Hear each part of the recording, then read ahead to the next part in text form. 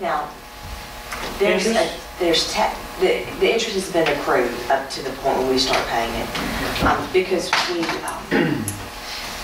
we pushed back the starting of the repayment, and so that's where how the interest accrued. Because, like Ms. Hamilton said, we thought we were going to be forgiven, so we would. But now we have the tax levy set to cover the shortfall. So the funds to pay those debt service payments, they're sitting in a debt service fund. We've been collecting them through the year, so the money's sitting there where we were hoping if we were forgiven, we could possibly use those funds to do some other things. Okay, so we do have the funds. It's just a matter of not wanting to. We don't have all the funds, but we have enough to make this first debt service payment. What Bonnie did, if you can recall, she took the total fund that had been accumulated through these years the levy had been set. She divided by 5 with a 5-year period we were going to pay the debt down, and then she set the millage to pull in enough money to get us to the payment. What we'd hoped to do is be able to get it forgiven and then use that money that's accrued to other debts, so we have some money for buses and some of that. That was our hope. So we will see. Wear tennis shoes, those steps up there to get up and down. Absolutely. So the other thing, while you're up, I just wanted to bring up the OIG, and I started that. You know, we appealed. We knew the $460,000 that we received from insurance. We had no recourse on that.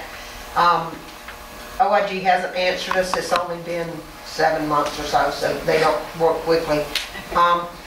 But what we're hearing through our MEMA people is that FEMA they haven't made a final decision, but they are looking favorably at our appeal of the other $640,000 that we feel like we don't know.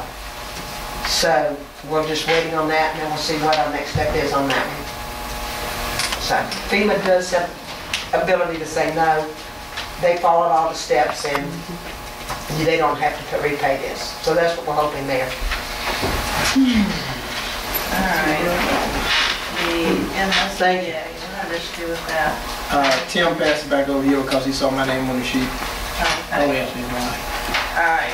You want to inform? Okay, the Mississippi School Board Association is sponsoring the legislative update on the 30th of 30th of April through May 1st. And some of the topics that they are going to discuss, of course, are very interesting to the school system. The first one, if you attend the early bird session, they're going to look at legal liabilities of serving on the school board and how to avoid exposure. And that has to do with the open meeting law, violation of accreditation process, violating employees, due process, etc., etc.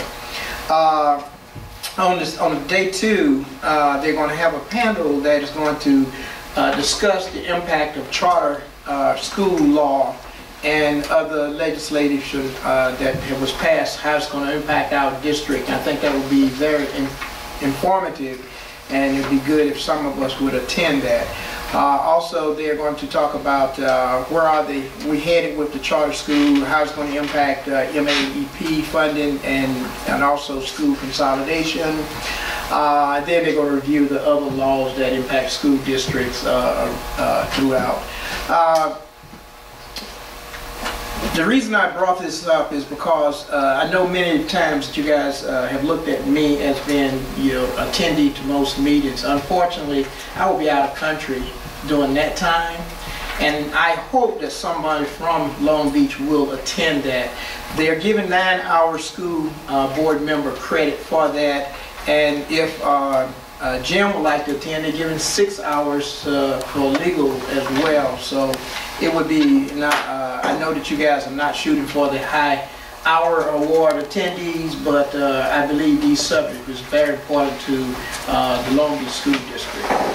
So decide whether you want to go or not.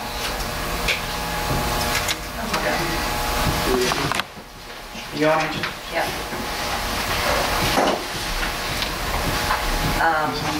Also, Carolyn, at the next meeting, can we get a target prior to graduation, where we are with our graduation rate, how the kids are doing, how we've done through the testing period in all grades, but our seniors are. We can let you know what we have so far. Christy's been keeping up with that very closely. Well, With and Mr. Peter's Dabbs and- really, working hard, pulling those kids through, making them come to school and get their graduate.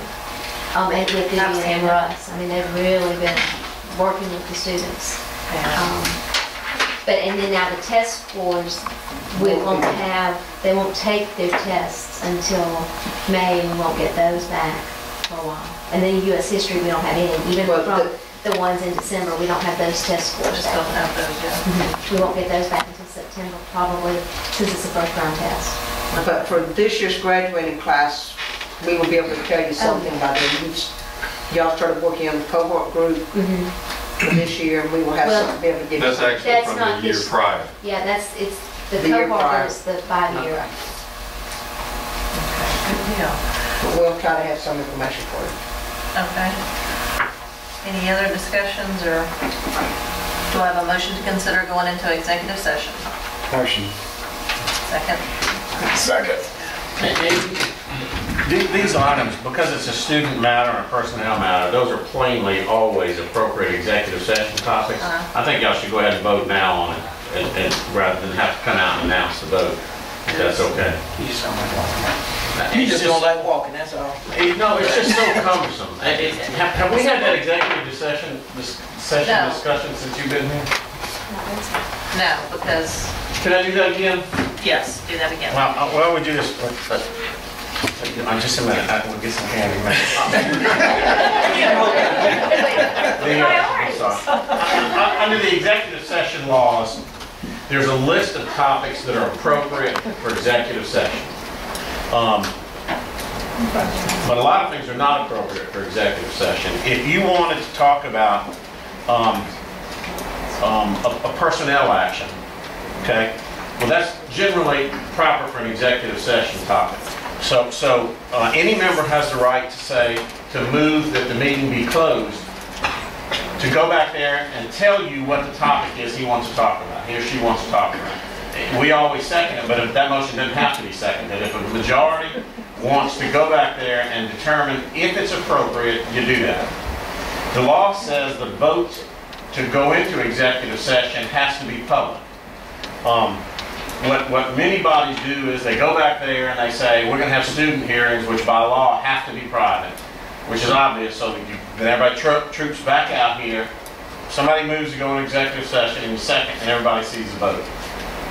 A lot of boards, when it's a unanimous vote, they just announce it's unanimous. Everybody voted to go into executive session. Sometimes when it's not unanimous, then you come back out and vote so the public can see how the vote is.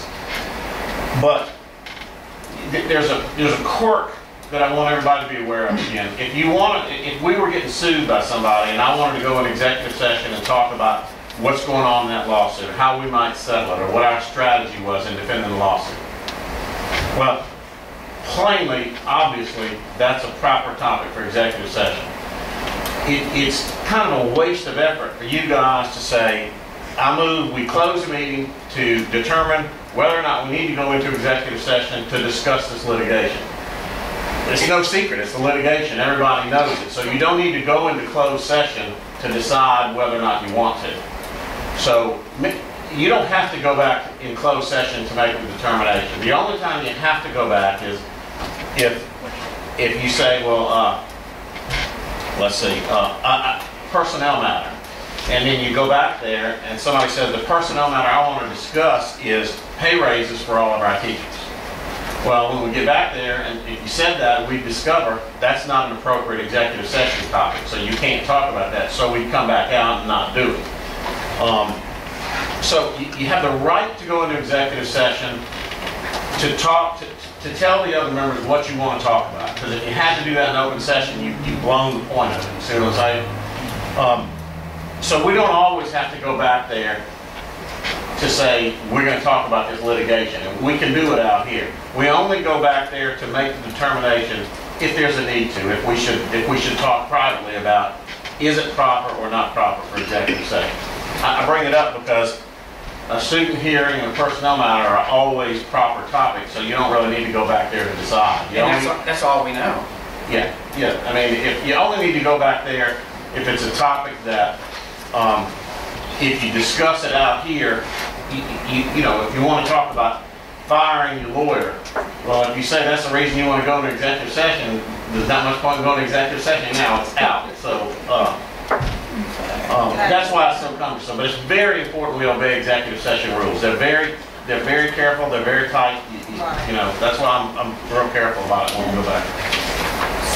So we just want to change the motion to go into executive Well, you session. gotta do both, you gotta consider it, And then and then the consideration is, That's it's a okay, we can student speak matter that later. by law has to be quiet, and it's a personnel issue that by law, so. So as long we've as already considered, so now we as just long vote. as Carolyn says it is considering the student matter and personnel, and that's it, Those are then we don't proper. have to go back and do like we've been doing. So do I have a motion to go into executive session? Motion.